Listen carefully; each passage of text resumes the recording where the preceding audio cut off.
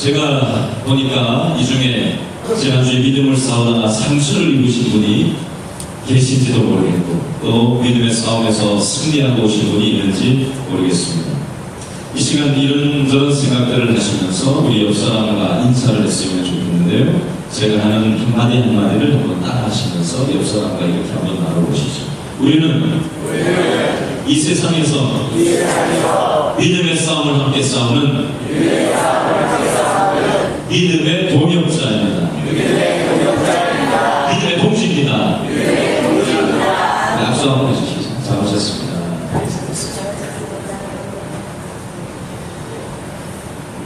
오늘 본문에도 믿음의 싸움을 싸웠던 믿음의 동지들이 나오고 있습니다.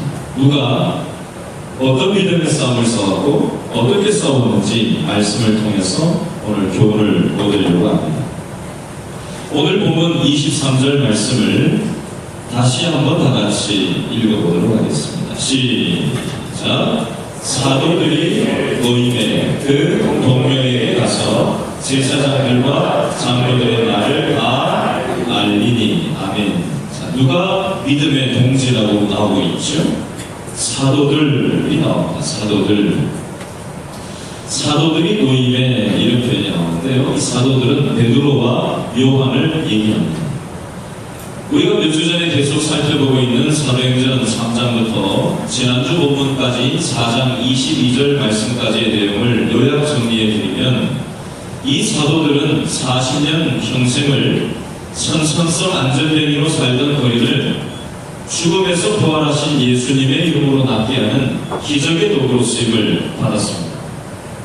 이 사실을 알게 된 수천 명의 사람들에게 설교를 해서 남자만 5,000명이 회개하고 돌아오는 기적을 경험하게 됐습니다.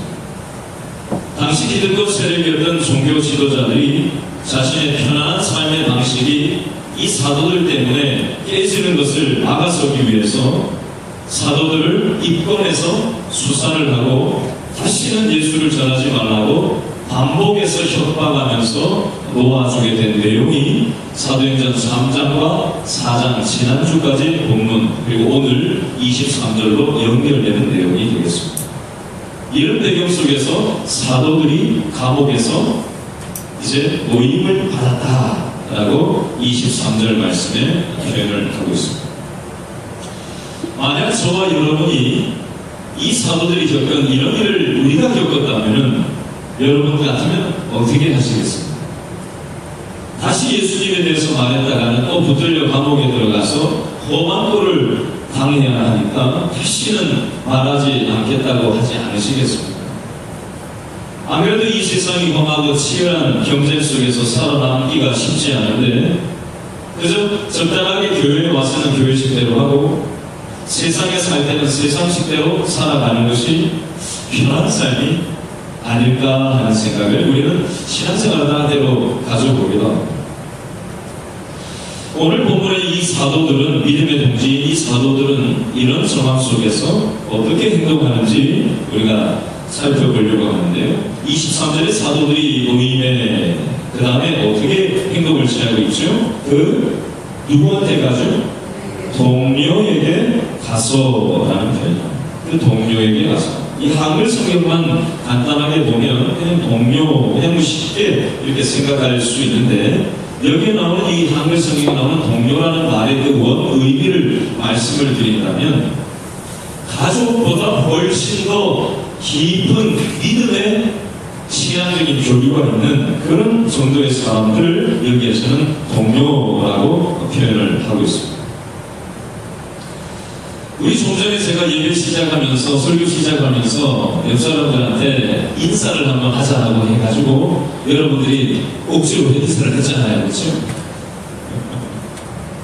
지금 보면 우리 길신교회는 대체로 일부 예배도 이렇게 앉는 자리 또 이게 주목이 눈에 보이면 어디 누가 앉았는지 대충 보이는 사람들이기 때문에 오래 신앙생활을 하는 분들이 많기 때문에 대체로 아는 분들이 많아요.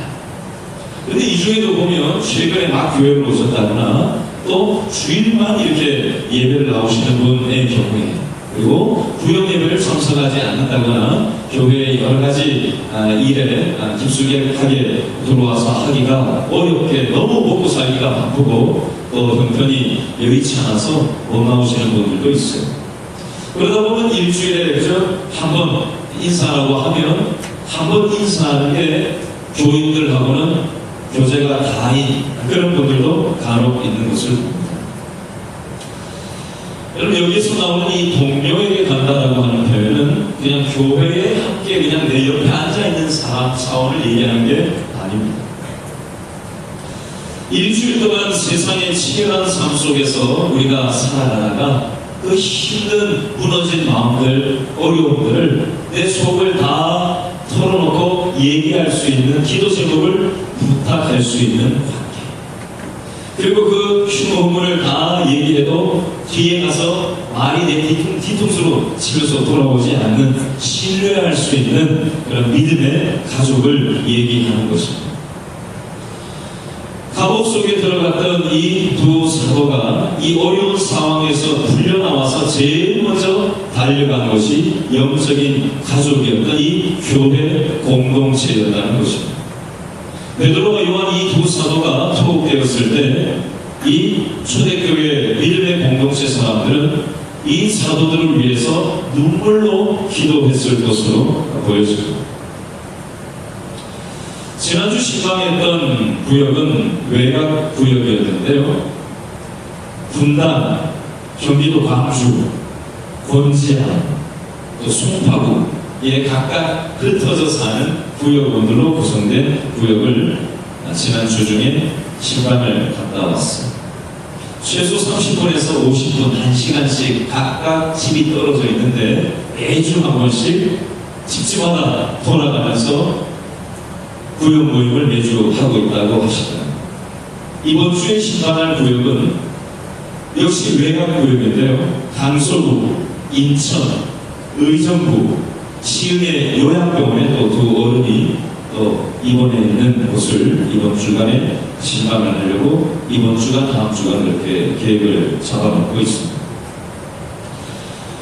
여러분, 저는 우리 길신교회의 모든 성도들이 몸은 서로 떨어져 있을지라도 마음으로는 서로를 생각하고 기도해주고 영적인 가족으로 살아가기를 기도하고 있습니다. 그리고 서로가 서로에게 든든한 버팀목이 되어 주었으면 좋겠어요. 여러분, 이 일에 함께 기도해 주시고 내 어려움을 내가 교회 가서 또 우리 구역에 가가지고 내가 마음 털어놓고 얘기할 수 있는 우리 믿음의 식구들한테 얘기해서 함께 기도해 달라고 했지. 내가 이번 주에 만나가지고 구역모임 가서 만나가지고 이거 다 털어놓고 기도를 받아야지. 그리고 다시 힘을 얻어야지 라는 믿음의 마음이 우리 구역모임을 생각하면, 길신교회를 생각만 하면, 또 믿음의 형제자매들을 떠올릴 때면 항상 이런 마음이 드는 그런 길신교회가 되게 하실 줄로 믿습니다. 여러분, 이거는 하나님이 알아서 하시고 우리는 그냥 배차만 끼고 있다고 되는 게 아니에요. 우리가 함께 노력을 해야 될 부분이고, 함께 책임을 져야 될 부분이고, 함께 희생을 함께 해야만 이것이 만들어져 가는 것입니다. 대가 지불이 있어야 믿음의 결과물이 올 수 있다는 것입니다. 오늘 이 사도 베드로와 요한에게는 이런 믿음의 공동체가 있었기에 이런 신앙의 어려움 속에서 그 어려움에서 나오자마자 당장 달려가가지고 나한테 있었던 어려움들을 다 털어놓고 얘기를 하고 있더라는 것입니다. 자, 그 23절 그 동료에게 가서 어떻게 하고 있죠? 제사장들과 장로들의 말을 어떻게 해요? 다 알리니. 종교 지도자들이 자기를 얼마나 핍박하고 예수 믿는 것에 대해서 전하지 말라고 반복적으로 위협하면서 감옥에서 나오게 했는지를 다 얘기를 했다라고 표현을 하고 있습니다. 우리 식으로 얘기하면 구역 식구들한테 지난 한 주간 동안 있었던 직장 생활 속에서의 어려움, 또 부부 문제, 또 자녀 문제, 재정 문제, 건강 문제, 또 앞으로 어떤 일이 펼쳐질지 모르는 수많은 삶의 불투명한 그 두려움들에 대해서 함께 믿음의 동지들한테 털어놓고 다 나누었다라고 이해하시면 되겠습니다. 계속해서 우리 24절 말씀을 한 번 더 읽어볼까요? 24절 시작. 그들이 듣고 한 마음으로 하나님께 소리를 높여 이르되, 동그라미 쳐놓으세요. 뭐라고 부르고 있죠? 하나님을 대주제여. 다른 말로 하면 천지와 바다와 그 가운데 만물을 지은 이시오 라고 하나님을 대주제로 얘기하면서 모든 믿음의 식구들이 합심 기도를 하고 있는 장면이 24절 말씀에 나오고 있습니다. 이 구역 식구들이, 이 초대교회 교인들이 이 사도 베드로와 요한의 어려운 상황을 다 듣고 난 다음에 한 마음으로 하나님 앞에 합심 기도하고 있다는 것입니다. 다른 그 무엇보다도 기도를 앞세우고 있는 이 어려움의 인생의 문제에 대해서 함께 기도하고 있는 이 모습을 우리는 교훈으로 받을 필요가 있습니다. 여러분, 구역 모임도 마찬가지입니다. 우리 믿음의 식구들은요, 모이면은 어려움을 얘기해놓고 이러쿵저러쿵 인간적으로만 마스크를 찍고 모이면 안 됩니다. 우리의 결론은 어떻게 나야 돼요? 이런 거 저런 거 일이 있는데 이것에 대해서 우리는 어떻게 결론을 내야 돼요? 기도로 마침표를 찍어야 되는 줄로 믿습니다. 기도로 마침표를 찍으면 그 다음은 하나님이 알아서 하십니다. 근데 우리가 인간적인 말만 들어놓고 그걸로 마침표를 찍어버리면 인간적인 결과만 나올 수밖에 없다는 사실. 오늘 이 초대교회 교인들은 이 문제, 어려움에 대해서 함께 합심 기도하는 모습이 여기 나오고 있습니다. 여러분, 이 합심 기도하는 기도의 대상은 누군가? 바로 좀 전에 동그라미를 치셨죠? 누구라고 부르고 있어요? 대주제요. 대주제는 무슨 뜻이냐면요, 소유자, 절대 통치자라는 뜻입니다. 풀어서 얘기하면 그 당시는 로마 황제가 온 세상의 절대 군주로 다스리던 시절이었습니다. 그런 정치, 권력, 시대 분위기 속에서 이 사도들은 하나님이 이 세상을 다스리신다고 대주제라고 고백하고 있는 것입니다. 로마 황제가 이 세상을, 권력을 붙잡고 움직여가고 좌지우지하는 것 같지만 사도들은 믿음으로 하나님이 이 세상을 주관하고 계신다라고 하면서 하나님이 대주제이시지, 하나님이 소유권자고 하나님이 내 인생의 절대 통치자이시지 로마 황제가 이 세상의 절대 권력자가 아니다라고 믿음으로 고백하는 표현이 대주제여라고 하면서 하나님이 기도의 대상이라는 사실을 믿음으로 고백하면서 합심 기도하고 있더라는 것입니다. 이 시간 질문합니다.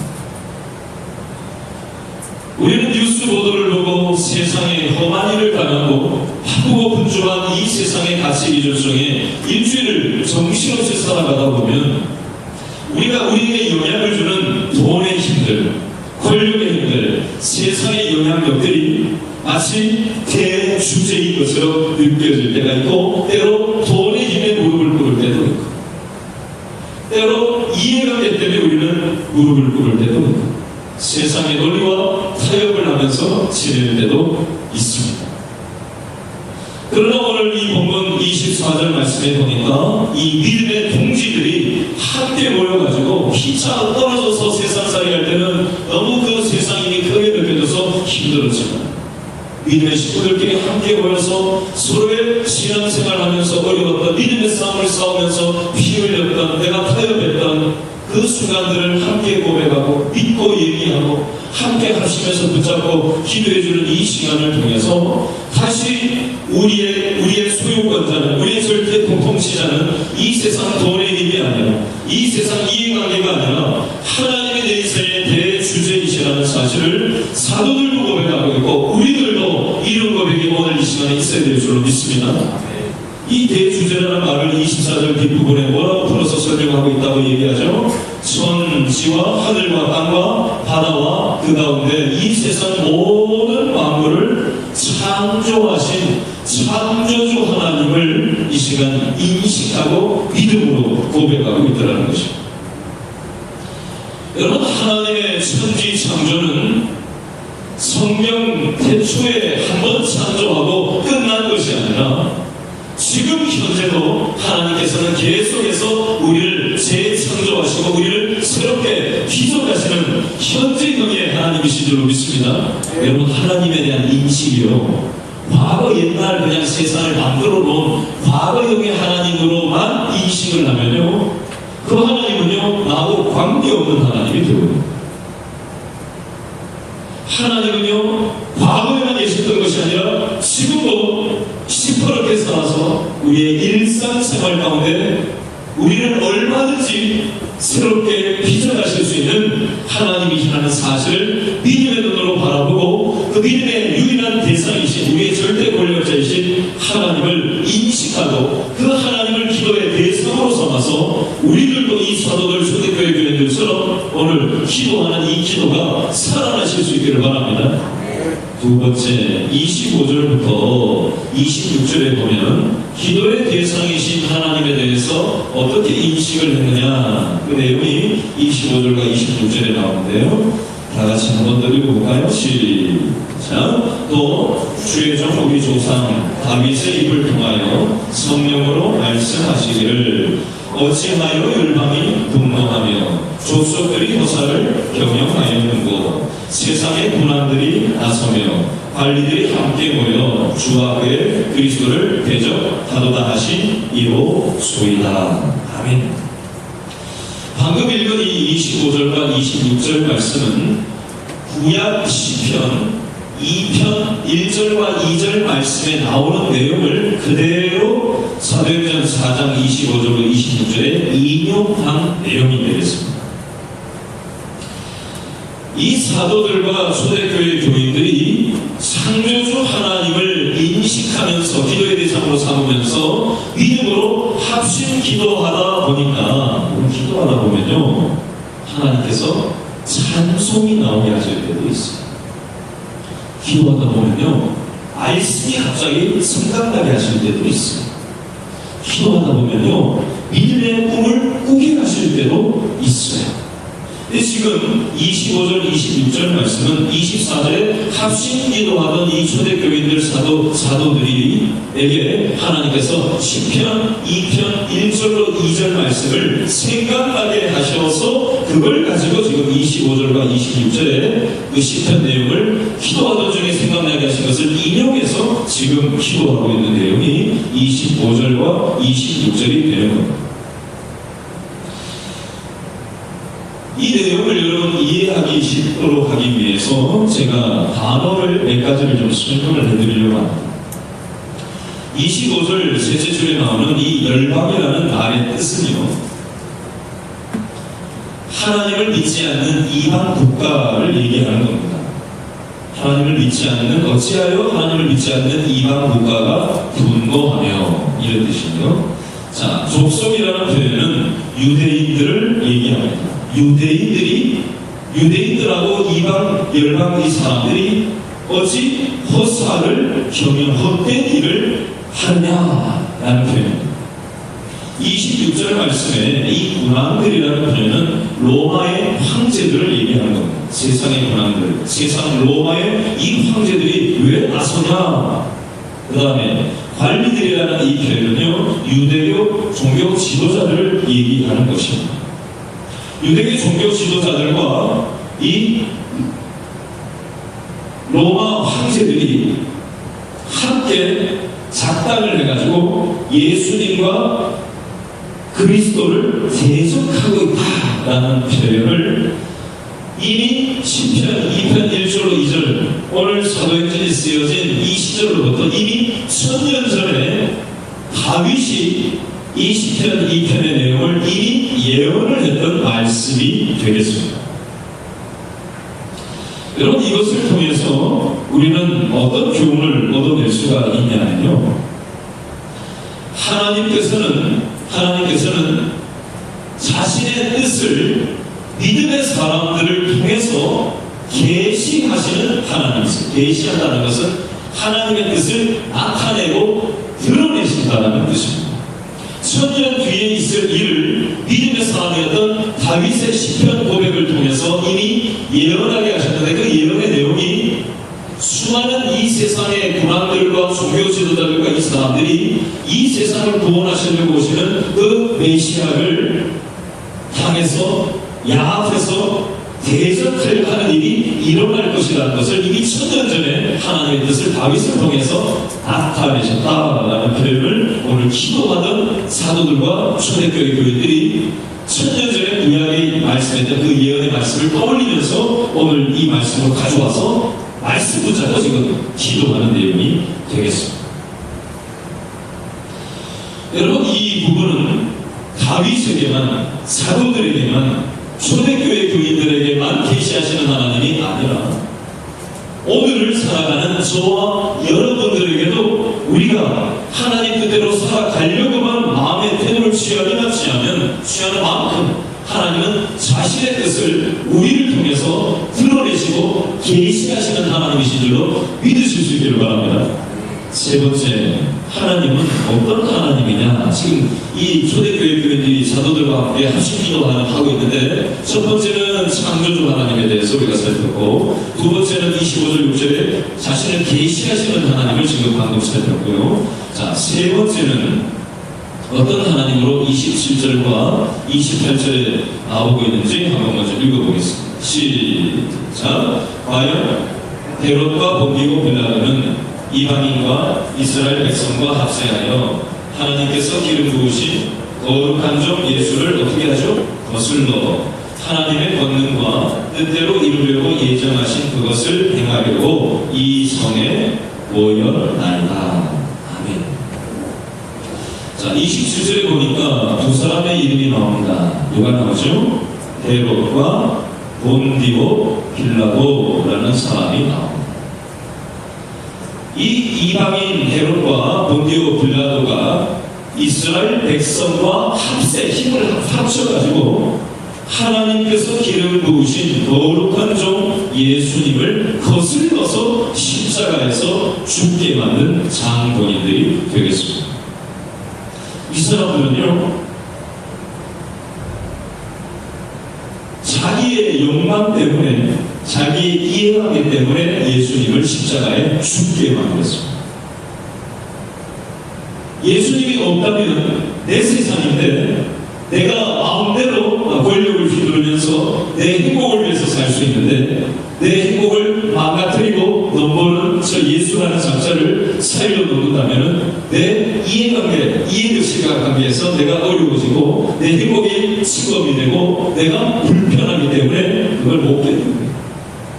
그래서 헤롯과 본디오 빌라도가 이 세상 사람들과 합쳐서 이스라엘 백성들과 합세를 해서 하나님께서 기름 부으신 거룩한 종 예수를 거슬렀다는 표현을 십자가에 죽게 만들었다라는 표현이 27절에 기록이 되어져 있습니다. 이거는 지극히 세상적인 관점이 되겠습니다. 그러면 믿음의 관점은 어떤 거냐? 28절이 믿음의 관점인데요. 자, 28절 말씀을 한번 다시 한번 읽어볼까요? 시작. 하나님의 권능과 뜻대로 이루려고 예정하신 그것을 행하려고 이 성에 모여나이다. 아멘. 여러분, 예수님께서 이 땅에 오시기 전에 이미 하나님께서는 예수님을 어떻게 하시려고 미리 예정하시고 계획하셨죠? 예수님을 십자가에 죽게 하실 것을 이미 예정하셨습니다. 이미 계획하고 계셨어요. 하나님은 그런 섭리를 가지고 예수님을 이 땅에 보내십니다. 그런데 사람들은 이 사실을 몰라요. 믿음의 역사가 어떻게 돌아가는지를 보는 눈이 없는 까만 분들이에요. 세상 사람들은 믿음의 눈이 꽉 닫혀있기 때문에 까만 분들이에요. 그래서 몰라요. 그래서 내가 말한 대로 될 줄 알고, 내가 생각한 대로 될 줄 알고, 내가 했다라고 생각하고, 내가 할 수 있다고 생각하면서 이 땅을 천지모르고 살아가고 있는 것이 세상의 가치관이 되겠습니다. 그 표현이 27절 말씀에 우리가 내 이해관계 때문에 내 행복을 위해서 예수를 거슬러서 십자가에 우리가 못 박아 죽였다라고만 생각합니다. 그러나 28절 말씀에 보니까 이것은 그 사람들이 한 것이 아니라 내가 이미 선택했고, 내가 이미 계획했고, 내가 이미 섭리 가운데 이 일들을 준비했고 하나님은 눈에 보이지 않는 거대한 역사의 수레바퀴를 오늘도 돌리고 계시는 하나님이신 줄로 믿으실 수 있기를 바랍니다. 여러분, 하나님의 섭리는 방금 얘기했던 27절과 8절의 이 영역적인 이치는요, 저와 여러분의 삶 가운데도 똑같이 지금도 이루어지고 있다는 사실입니다. 여러분, 우리는 이 세상을 살아가다 보면 험한 일을 당할 때도 있습니다. 예기치 못했던 삶의 상황을 맞닥뜨릴 때도 있습니다. 건강에 문제가 올 때도 있고, 관계에 문제가 올 때도 있고, 또 생각지도 못했던 삶의 상황을 맞닥뜨리고 어쩔 줄을 몰라 할 때도 있습니다. 우리는 그 눈에 보이는 것만이 다인 줄로 알고 때로 발을 동동 구르고 내가 뭔가 그 일을 돌파해 보려고 인간의 최선을 갖다가 그 문제를 해결해 보려고 달려들 때가 있습니다. 그 표현이 바로 27절 말씀이라면 28절 말씀에 하나님은 우리 개인의 삶 가운데도 어떤 섭리하시는 바가 있는데 하나님께서 왜 내 삶 가운데 이런 시간을, 이런 만남을, 이런 어려움을 겪게 하시고 이 어려움 속에, 이런 상황 속에 하나님은 어떤 섭리하심이 있을 것인가 라는 것을 우리는 믿음의 눈으로 볼 줄 알아야 될 줄 믿습니다. 여러분, 이 사도들과 초대교인들이 합심 기도를 하면서 기도의 대상이신 이 대주제이신 하나님께 세 가지 차원으로 하나님을 인식하면서 기도했는데 24절에 보니까 창조주 하나님, 25절 6절에 보니까 계시자 하나님, 27절 28절에 보니까 섭리하시는 하나님이라고 인식하면서 그 하나님께 믿음으로 합심 기도를 하고 있더라는 것입니다.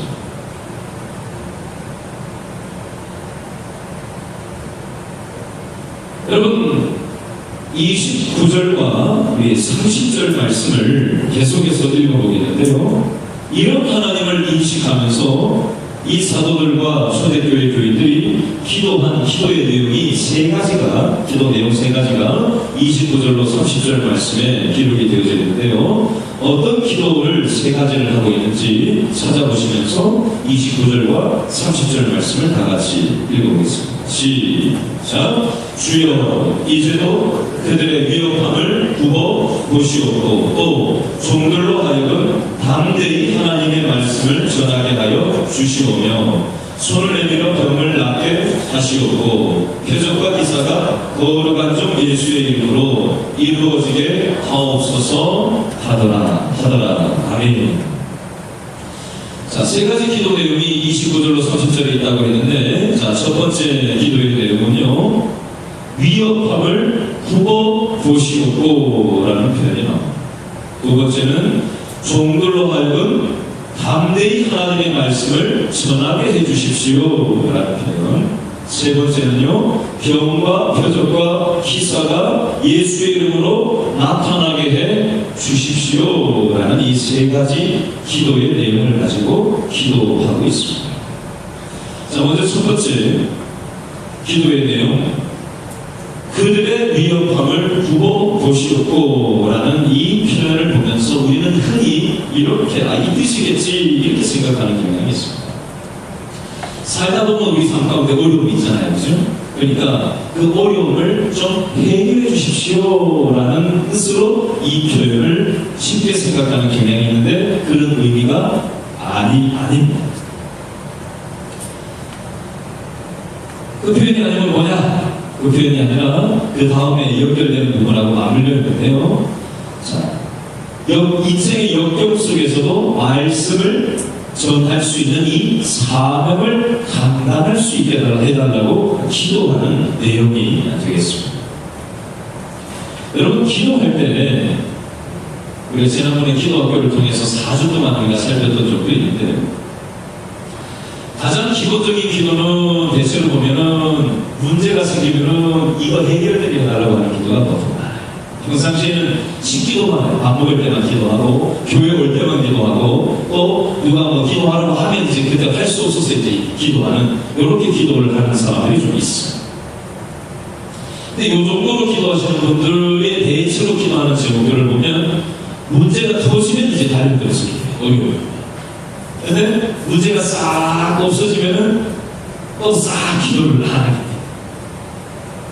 근데 오늘 이 기도하는 내용을 가만히 보면 문제가 터져가지고 그거 문제 하나 해결해달라고 하는 그런 기도의 차원이 아니라 우리에게 문제가 있지만 이 문제를 발판으로 해서 오히려 복음을 더 담대하게 전할 수 있게 해달라고 관심 자체가 내 문제 해결에 있지 않고 하나님의 뜻을 이루는 삶을 살아가게 해달라고 기도하는데 기도에 초점이 있다는 것입니다. 또 하나 우리가 다른 측면에서 살펴봐야 될 것이 있는데요. 자, 29절 말씀에 담대히 하나님의 말씀을 전하게 하여 주시오며 라는 표현이 나와요. 사도 베드로와 요한이 지금 사도행전 4장 8절 말씀에 보면 이미 성령이 충만했다고 되어 있습니다. 4장 8절에 성령이 충만했다고 되어 있고요. 4장 13절에도 보니까 베드로와 요한이 담대하게 말했다. 이미 사도들은 담대했고 이미 사도들은 성령 충만했어요.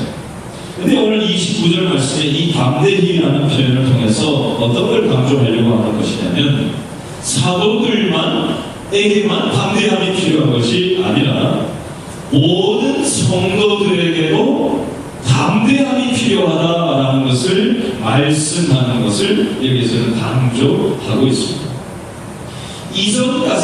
지금 이전까지는 사도행전 1장, 2장, 3장, 4장 앞부분까지는 몇몇 사도들만 부활하신 예수님을 직접 목격한 사람들만 복음을 담대하게 전하고 성령 충만했다면 지금부터 이루어지는 이 뒤로 보면요, 스데반을 통해서 빌립 집사를 통해서 치유의 기적이 나타나고 복음을 담대하게 전하고 성령 충만하게 성평신도들이 하나님 나라를 위해서 아름답게 쓰임을 받는 장면이 이제 사도행전을 넘어가면서 보면 나오는데 이 시발점이 바로 여기에 나오는 이 담대하다는 표현에서 시작하는 것입니다. 계속해서 우리 31절 말씀을 살펴보겠습니다. 31절 기도한 결과가 뭐냐? 기도한 결과 합심 기도의 응답을 하나님이 어떻게 해주셨냐? 그 기도의 결과 응답의 내용이 31절 말씀에 쓰여져 있는데 다 같이 읽어볼까요? 시작. 빌기를 다하매 모인 곳이 어떻게 해요? 진동하더니 누가요? 우리가 다 성령이 충만하여 담대히 하나님의 말씀을 전하니라. 아멘. 합심기도 이 빌기를 다하며 창조주 하나님, 계시주 하나님, 승리하시는 하나님이라고 인식하고 그 기도에 대상이신 하나님께 합심기도하며 세 가지 기도 제목을 가지고 하나님의 역사가 나타나고 말씀 전파가 나타나고 역경 속에서도 말씀 전파하는 것을 모든 성도들과 함께 해달라고 기도한 결과가 31절에 어떻게 나타나냐? 빌기를 다하며 모인 곳이 진동하는 일이 일어나고 우리가 다 모든 성도들, 평신도들 전체가 우리가 모두 다 성령이 충만하게 되는 결과가 와서 결과적으로 담대하게 하나님의 말씀을 전하는 삶을 살아가게 되는 사람들로 준비되는 장면이 여기 지금 나오고 있다는 것입니다. 여러분 여기에 담대히 하나님의 말씀을 전했다라는 이 표현은 말만 했다는 얘기가 아닙니다. 말로만 뭐 이런 거잖아요. 누가 뭐라고 얘기하면 말로만 뭐 이런 거죠. 예수 믿으세요? 말로만 이게 아니라 뭐까지 했다는 거예요? 담대히 전했다는 거는 의미는 말씀한 대로 살았다라는 표현입니다. 같이 믿었습니다. 책임 있는 신앙 인격, 신앙의 삶의 모습이 일상생활 속에서 있었다라는 표현이 담대히 하나님의 말씀을 전했다라는 표현에 함께 묻어 있다라는 사실.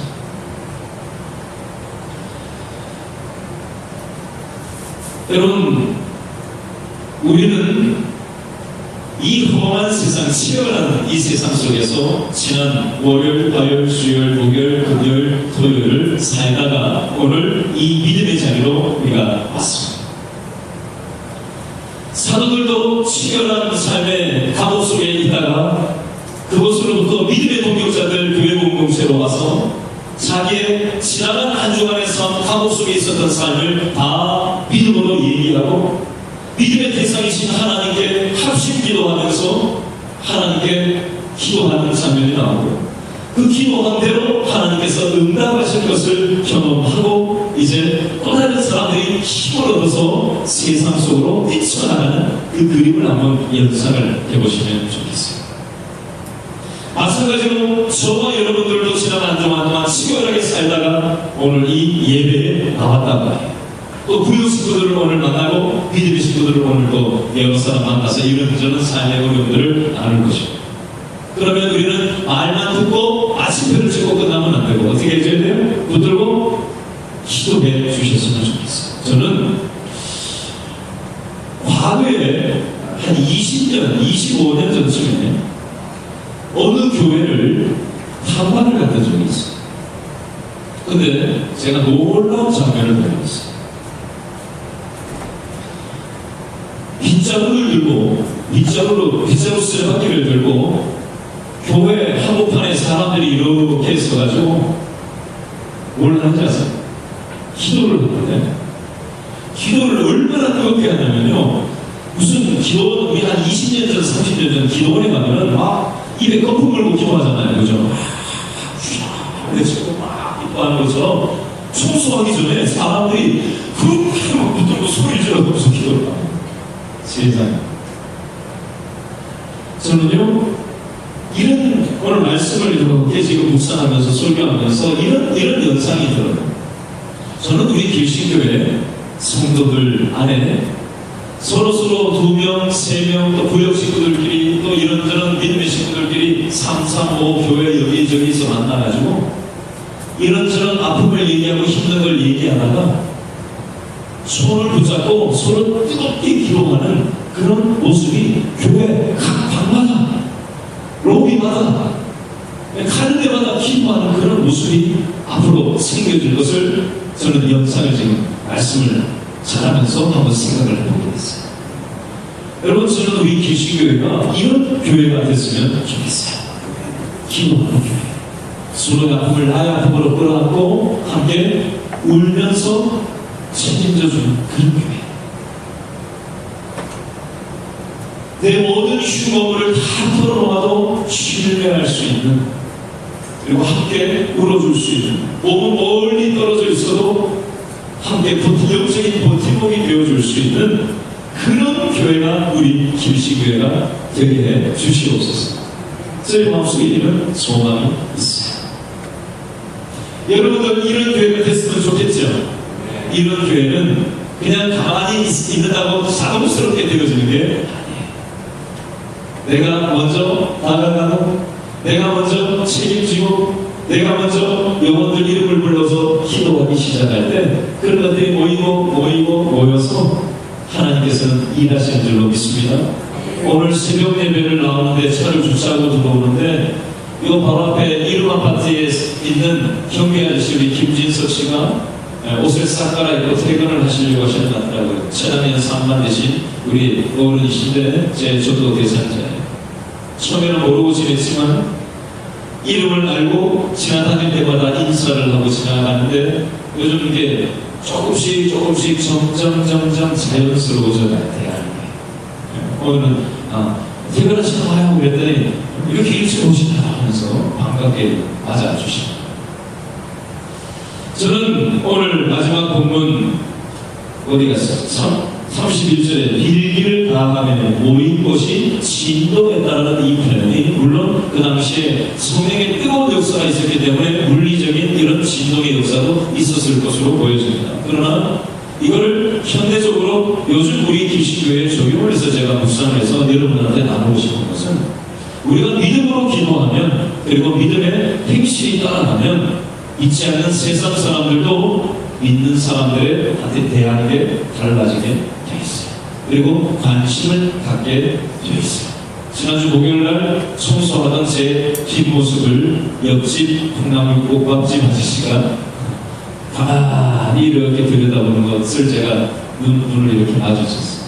우리 목사님 전사님한테 얼핏 또 들었더니 그분이 눈에 힘이 잔뜩 들어가신 분인데 걔가 그렇게 담임피도 말고 많이 부드럽게 인사를 어제 하더라면서 좀 달라졌어요 하면서 그런 얘기를 잠깐 하시더라고요.